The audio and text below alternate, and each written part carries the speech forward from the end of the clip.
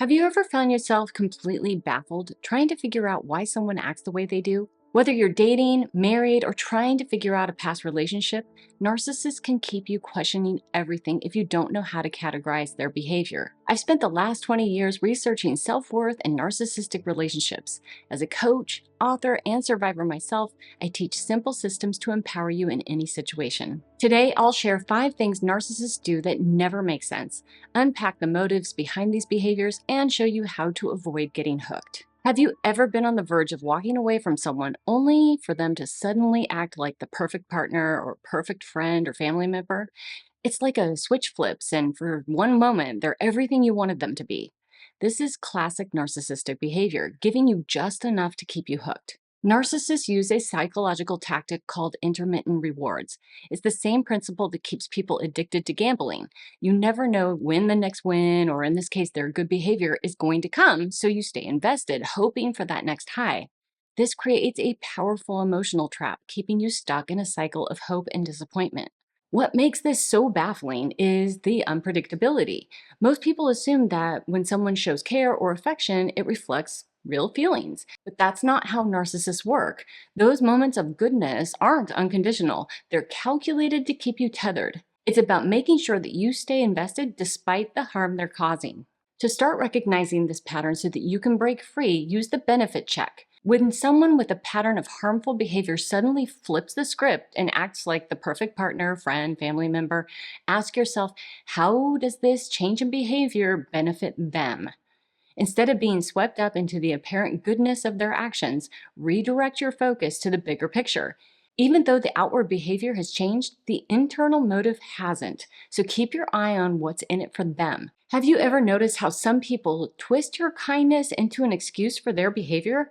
With narcissists, this isn't accidental. It's a deliberate strategy. They exploit your empathy, using it as a tool to avoid accountability and to keep you in their orbit. Narcissists know you value compassion and forgiveness, and they can put on a good act. They'll play the victim, they'll spin heart-wrenching stories, or deliver tearful apologies when they cross the line. These moments make you hesitate because you don't want to seem unkind or unfair to someone who appears so vulnerable. But their remorse isn't about repairing the relationship. It's a ploy to deflect attention from their actions and to draw you deeper into the cycle of their control. What makes this so confusing is that many people see empathy and compassion as good and valuable traits, traits that make us more likable, more dependable, more lovable. But narcissists don't think this way. To them, it's just a weakness that they can exploit.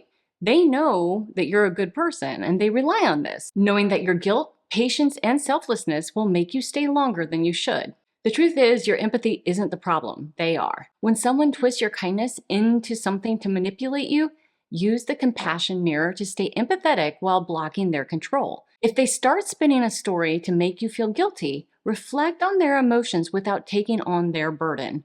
Calmly say something like, "It sounds like this has been really hard for you." Then stop. Resist the urge to fix, rescue, or apologize. None of that is your responsibility. Next, gently redirect accountability back to them. Say something like, "What do you think will help?" Or "What are you planning to do about it?" This keeps the focus on them, signaling that while you care, their problems aren't yours to solve. If they push harder or try to guilt you into action, stay calm and say something like, "I trust you'll figure it out." By holding steady, you make it clear that your empathy is a strength, not a vulnerability that they can exploit.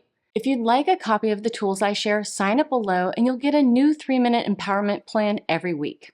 Have you ever been deeply hurt by someone's words or actions only to have them act like it never happened? Narcissists are masters at this.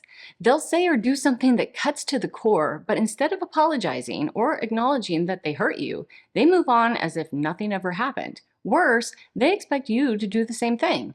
To a narcissist, guilt isn't about regret for hurting someone. It's about the fallout that they might have to deal with. Admitting fault or taking accountability isn't just uncomfortable for them, it's intolerable. And to do so would mean exposing a flaw or a weakness or giving over control, which clashes with their need to appear superior and untouchable.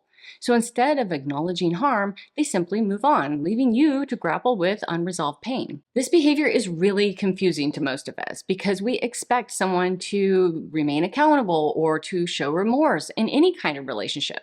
And when you don't see those responses, it's easy to start questioning yourself, like, am I the one overreacting or did I do something wrong? But the truth is that narcissists don't care about the pain they've caused. They're focused solely on self-preservation. Your feelings aren't part of their equation. They're really only put out because they think they have to deal with you now. When someone hurts you and acts like it never happened, use the name the pain tool to honor your feelings and to maintain your boundaries. Say, I'm feeling hurt, angry, shocked, etc., and I'm not going to pretend everything's fine. This identifies your emotions and sets a boundary without inviting debate. If they dismiss or deflect, end the conversation immediately. Say, I'm not going to continue with this. And then remove yourself from the call, the conversation, or the room. Have you ever caught someone in a lie or bad behavior only to hear an excuse so absurd it made you question your own sanity? Narcissists do this all the time. When confronted, they don't just dodge accountability. They create excuses designed to bait you into defending yourself. And that's exactly the point. Most people expect excuses to make sense, even if they don't agree with them.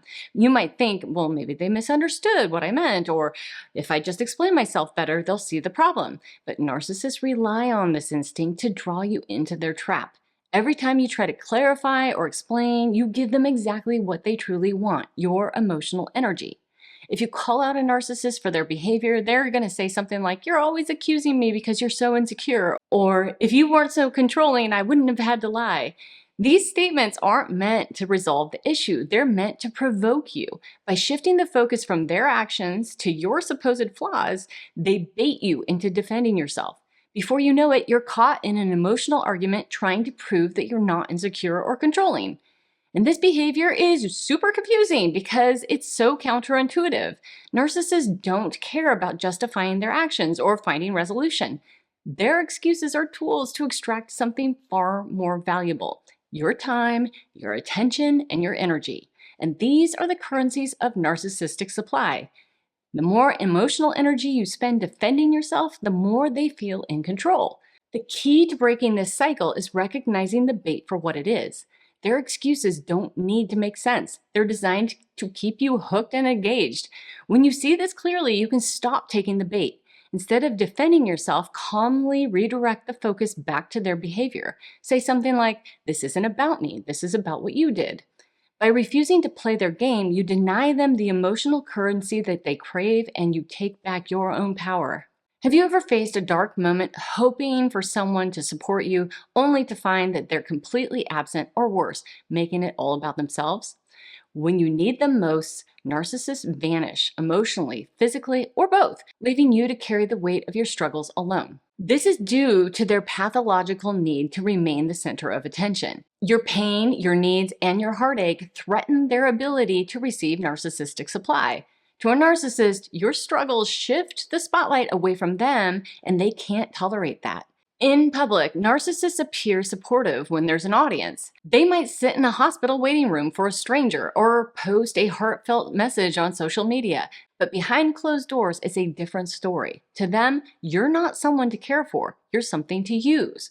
When you're vulnerable, sick, hurting, you're no longer useful. Your pain becomes an inconvenience because it interrupts their ability to seek attention elsewhere.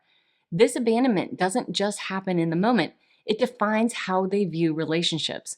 Narcissists don't experience connection as a mutual bond. To them, people are tools to be used. When a tool isn't functioning as expected, they abandon it without hesitation. What makes this behavior even more baffling is their lack of object permanence in a relationship. When they leave, they're not thinking about your pain or whether or not they're there with you. They're focused only on finding their next source of attention and validation. Then, when they come back, whether it's days, weeks, or months later, they expect you to erase the past and seamlessly resume the role of being their good little tool that does what they want. In their mind, they've hit a reset button, and your pain and their absence and their abandonment, they don't count. This stark contrast, public performative support versus private indifference, leaves you questioning everything, and many times you're going to turn it on yourself. Because how can someone appear so caring to strangers and yet not care at all about you, who they claim to love? The thing is, though, if there's no audience to admire their effort or their kindness or their generosity, they don't see it as real. When someone abandons you in your darkest moments, use the spotlight shift to recognize that their actions aren't a one-time lapse, but part of a deeper pattern. When they disappear or make it about themselves, remind yourself their need for narcissistic supply always takes precedence. This isn't about me, it's about how they operate.